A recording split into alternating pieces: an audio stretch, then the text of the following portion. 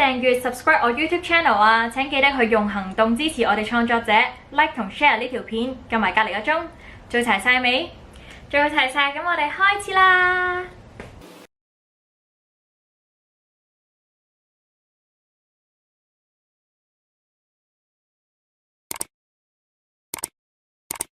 而家嚟到傻包，戀慕 B 係啦。今日我哋講嘅 topic 就係關於中六合彩啊。咁唔知大家有冇試過中六合彩啦？咁你哋第一件事係做啲咩嘅呢？即係有啲人係可能會選擇即刻辭咗份工，但係都係扮冇嘢，我繼續返呢份工，唔話俾身邊啲人聽。即係大家會偏向邊一種呢？咁就問下你先啦，阿傻包。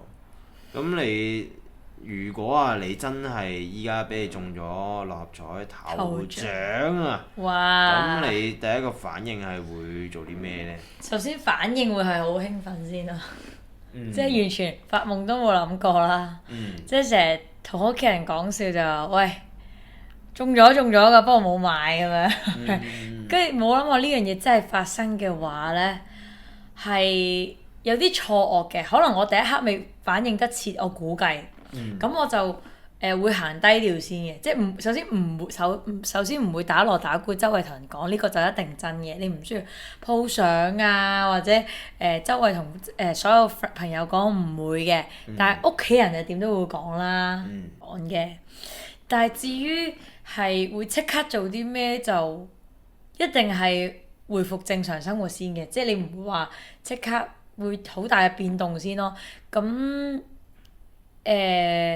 有啲人就會話啦，成日聽個説法，喂，中咗六合彩梗係踢爆唔撈咯，即刻退休啦！呢句成日聽噶嘛，等退休啊，或者叫做擺休息。係啦，即係甚至即刻話唔做，但係係咪要即刻唔做嗰個動力係咪就係俾我覺得呢？就係你係有幾咁平時好唔中意翻工頭獎呢，我就唔打算做噶啦，即刻踢爆唔撈，即係嗰種衝勁先有嘅喎，係啦。我其實如果你問反應嘅話呢，我都應該同你一樣噶啦，因為我都係會當然好 surprise 啊！我相信呢個都係80%人90%人嘅感受啦。咁我自己會講俾邊個聽？都係屋企人聽先。你話身邊嘅朋友啊、同事，我諗都未必會。你話咩 po IG 都未必會，因為我哋呢啲係低調做人啊嘛。係咪先？咁如果你問我就係啲錢啊，會諗住係點樣使嗰啲呢？你有冇諗過呢一 part 㗎？如果呢一個即係假設性問題嘅話啦，即係話中咗喎，咁點樣用呢？咁我諗會分幾 part 咯，即係投資又好啦。投資可以分話買樓，或者可能錢揾錢係嘛，同屋企人去旅行咁樣，即係環遊世界唔一定係淨係自己嘅，咁你可以睇下同邊個去嘅啫，係啦，同埋做多啲體驗嘅嘢咯，同埋有呢一種叫做橫財啦，係咪屬於橫財嚟㗎嘛？係你要幫人嘅，即係你攞咗之後咧，你唔可以淨係自己拎晒嘅，你要呢個就係你能力範圍之內可以幫人啦，絕對係啦，係咪？咁你就用錢同時間去幫有需要嘅人咯，即係唔係話要你送錢，或者可能你用一啲方法去幫人啊咁樣咯。咁同埋我相信呢，有呢樣嘢呢，即係有咗一個多咗錢呢件事之後呢，絕對係多咗個底氣。咩意思呢？就係咁，當佢哋話咁佢照樣正常返工嘅時候，但係其實我之前有同個朋友討論過呢個話題，但係唔係講緊以中六合彩嚟講啦，就係講當你返工可以返到有底氣呢，咁你就掂啦，你又唔使驚啦。咩意思？因為始終打工仔嚟講呢，你都係有少少被動，可能嗰間公司執笠啊，或者可能嗰間公司有個炒人嘅流啊，即係你會不停炒人啊，潮係呢個熱潮要炒人啦。咁你又唔使驚呢樣嘢，亦都可能你做得唔開心嘅時候，你都唔使驚，因為你有個底氣。你可以隨時講真話，然後踢爆唔撈。即係當然呢個唔係 in a good way 啦，但係我講緊如果就算唔有中六合彩都好，咁你都要應該要慢慢有自己一個基本嘅資金流動咧。咁嗰個就係貨你，就算踢爆唔撈，你都唔會驚咯。即係嗰種感覺係啦。咁如果有咗六合彩嘅，就會係有呢個諗法咯。即係依家如果你翻去我嗰度啦，好似啱啱個問題就係會唔會繼續去做呢份工啊，或者會唔會去定係唔做啊？啲錢點樣使啊？我諗我會做1-2個月之後呢，就踢爆唔撈噶啦，係啦。咁如假設真係中咗嘅話，咁因為我自己覺得除非我做緊嗰樣嘢係我一直都好想好有熱誠、好有熱情去做啦，咁我呢樣嘢係會做到老啦。咁但係如果你話係一啲好似啱啱阿傻爆講話，喂，你係一啲做一啲打工仔啊，未係一啲你好想做嘅嘢，咁我就會選擇 quit 咯。咁去將啲錢投資翻落去一啲自己一啲好想學嘅嘢啊。另外就係要請屋企人去旅行啦，呢樣嘢。咁第二就係我會選擇真係分散投資咯，都我會製造一個資金去俾自己，就算我冇真係實質去翻工啦，但係都製造到一個被動收入俾自己。我會將啲錢咁樣用。而另外你啱啱講個位就係幾好嘅，因為都好似楊天明佢都有講過啦。佢每一年呢，佢依家都有中六合彩嘅，但係佢自己就係會好似今年咁樣，佢自己出咗3本書，而3本書分開3本書呢，都係有幾個 number 嘅。你需要買齊晒3本書呢，先至會知道嗰個 number 一連串嘅 number 係啲咩咯。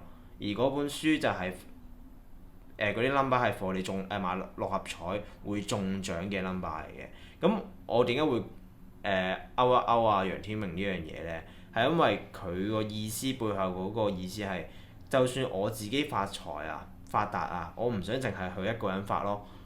佢會想 share 埋呢樣嘢 ，share 埋呢一個發達嘅機會，幫到一啲真係可以需要幫嘅人啦。咁我就覺得我冇呢個能力啦，但係我會去捐錢咯。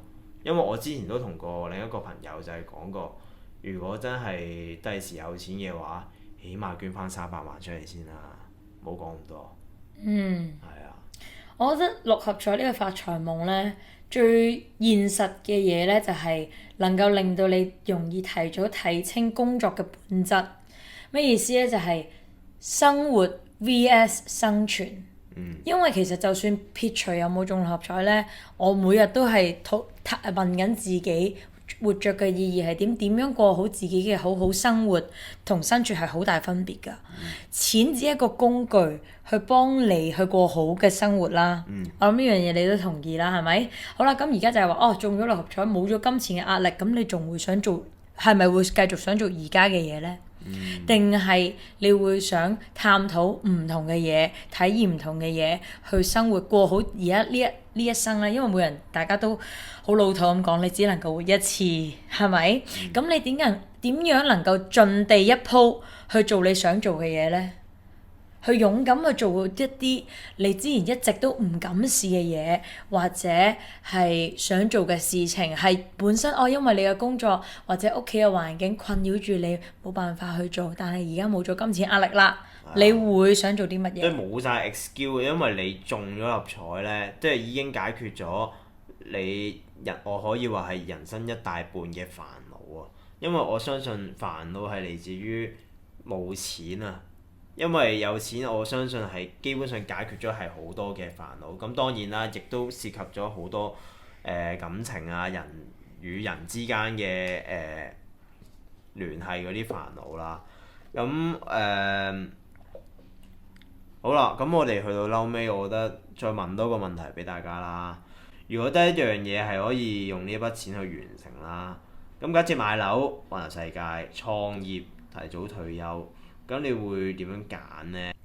我諗我係自己先咯，自己即係我啱啱有講到就係賣樓嗰啲，我覺得我未必會買㗎啦。但係我會先分散投資，可能就係買一啲股票啊，先係幫自己有一個被動收入先啦。咁第二樣嘢就係會學一啲自己一直都唔敢學嘅嘢。咁例如係我自己好想去潛水，但係唔係淨係想潛香港，想潛外國嗰啲啦。咁第二樣嘢就係會想真係捐錢咯，呢個真係想做咯。呢個冇真係捐錢咯，呢個真係想做咯。呢個冇分次序啊。呢個我分咗啦。其實我覺得答法咧係我冇分次序嘅，即係喂大人嚟噶嘛，why not both 做晒佢咯。